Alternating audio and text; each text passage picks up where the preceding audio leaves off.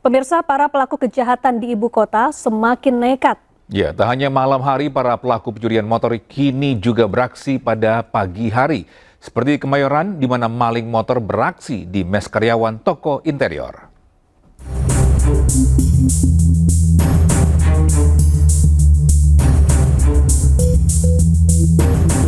Memanfaatkan pintu gerbang yang tak terkunci, satu dari dua pelaku curanmor masuk ke halaman sebuah mes karyawan toko interior di Jalan Cempaka Baru 1, Kemayoran, Jakarta Pusat. Meski menyadari adanya kamera CCTV yang memantau, pelaku tetap nekat beraksi. Hanya membutuhkan waktu singkat, pelaku menjebol kunci motor dan membawa kabur satu motor bersama rekannya yang menunggu. Aksi curanmor ini terjadi pada pagi hari saat sejumlah karyawan masih tertidur lelap. Sejumlah tetangga sempat melihat kejadian tersebut, namun tak menaruh curiga karena mengira para pelaku adalah karyawan penghuni mes. Sekitar jam 7:30-an itu posisi gerbang udah digrendel lah, tapi memang nggak dikunci. Juga posisi motor juga nggak dikunci cakram. Sebenarnya dari CCTV itu ada orang lah melihat, cuma dianya itu nggak ngeh bahwasanya yang ngambil itu curanmor ataupun maling motor itu. Dikira dari tim kita yang ngambil motor. Itu pelaku ada berapa orang? Dilihat dari CCTV itu ada 2 orang, yang satu standby di motor, yang satu masuk. Berbekal bukti rekaman CCTV dan surat kendaraan, pemilik toko telah melaporkan kejadian tersebut ke Polsek Kemayoran. Kejadian ini diharapkan menjadi bahan perhatian agar selalu waspada saat memarkirkan kendaraan, mengingat aksi kejahatan di ibu kota kian marak terjadi. Dari Jakarta, Rani Sanjaya, iNews melaporkan. Bisa viral isu teror pocong yang disebut-sebut menjadi modus kejahatan di wilayah Cipondoh, Kota Tangerang, akhirnya mendapat respon serius dari aparat kepolisian. Ya, Polsek Cipondoh meningkatkan patroli dan mengimbau warga agar tetap waspada. Ya itu. Udah pegang. Foto ini dia. Warga Cipondoh, Kota Tangerang dibuat resah dengan teror pocong gadungan. Dalam video yang viral disebutkan pocong gadungan membuat teror dengan menakut-nakuti warga hingga warga tersebut kabur dari rumahnya. Saat itulah pocong gadungan merampok dan mencuri barang-barang berharga dalam rumah. Merespons viralnya informasi tersebut, aparat kepolisian dari Polsek Cipondoh, Polres Metro Tangerang Kota langsung meningkatkan patroli kewilayahan, khususnya pada jam-jam rawan malam hari. Kalau untuk di Cipondoh sampai saat ini belum ada laporan terkait masalah yang ramai, masalah pocong. Tapi walaupun itu kita ke depan tetap akan pantau wilayah, tetap patroli untuk meminimalisir kejadian-kejadian yang nggak kita inginkan. Gitu. Himbauan buat masyarakat Cipondoh dan Kota Tangerang apa sih, Pak? Intinya ya kita menghimbau untuk warga tetap hati-hati, jaga keselamatan masing-masing. Ya terkait keamanan itu tanggung jawab kita bersama. Pihak kepolisian juga mengimbau masyarakat agar tetap tenang, tidak mudah percaya dengan informasi yang belum terverifikasi, serta segera melaporkan jika menemukan hal-hal mencurigakan di lingkungan masing-masing. Dari Tangerang, Banten, Sukron, iNews melaporkan.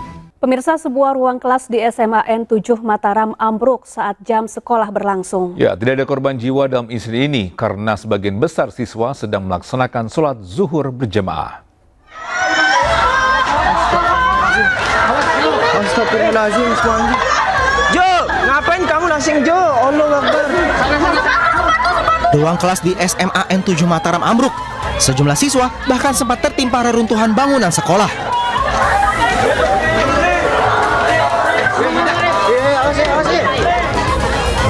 5 siswa yang saat kejadian berada di dalam ruangan mengalami luka ringan dan langsung mendapat penanganan medis. 1 siswa sempat dirujuk ke rumah sakit untuk observasi. Sebelum kejadian, kondisi bangunan tidak menunjukkan tanda kerusakan. Jadi saat itu siswa sedang sholat zuhur berjamaah seperti biasa. Nah, yang ada di dalam kelas itu adalah siswa yang tidak melaksanakan 5 siswa sebenarnya di sana. Cuman yang 1 sudah duluan keluar, yang 4 ini alhamdulillah bisa keluar dengan selamat, tidak hanya lecet, cedera sedikit saja dan sudah kami bawa langsung ke rumah sakit kota, ke puskesmas. Kebetulan lihat di belakang ini kan puskesmas, langsung ditangani dan pulang. Hanya 1 masih yang perlu observasi, kami dirujuk ke rumah sakit kota.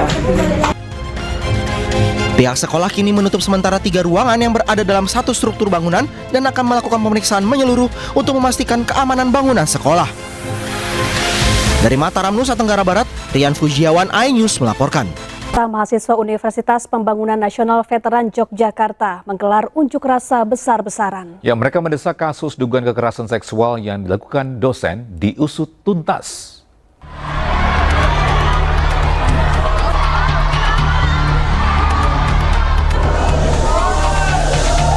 Ratusan mahasiswa Universitas Pembangunan Nasional Veteran Yogyakarta menggelar aksi unjuk rasa di kantor rektorat setempat.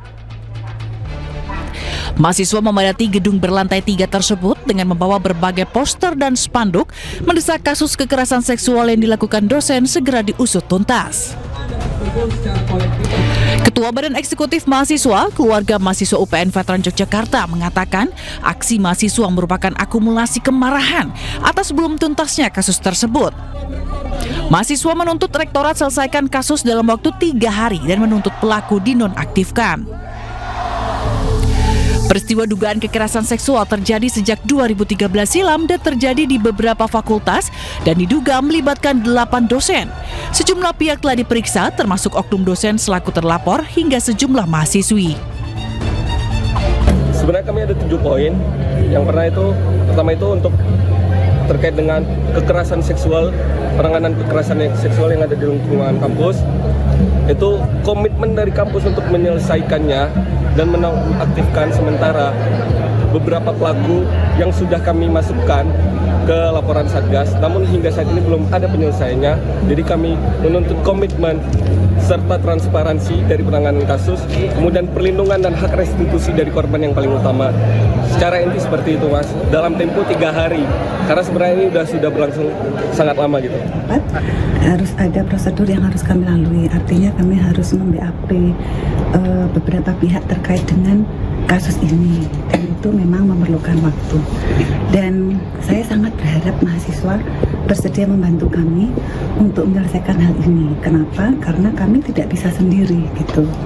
Kami butuh mahasiswa untuk collecting data dan melakukan konfirmasi juga. BAP kami hari ini tadi ada 2 mahasiswa yang sudah kami BAP, terlapor juga sudah kami BAP gitu. Saksi ada 2, jadi kami itu sebenarnya harus mem-BAP terlapor, saksi dan juga korban gitu. Satgas menegaskan terus mendalami kasus yang mencuat setelah viral di media sosial. Hasil pemeriksaan bakal menjadi bahan rekomendasi yang akan diserahkan kepada rektor. Nantinya rektor akan memutuskan terkait kasus ini, apakah oknum dosen terbukti bersalah atau tidak. Dari Sleman, Yogyakarta, Heru Trijoko, iNews melaporkan. Gak sempat baca? Dengerin aja. Klik icon text to speech, gak pakai ribet di okezone.com.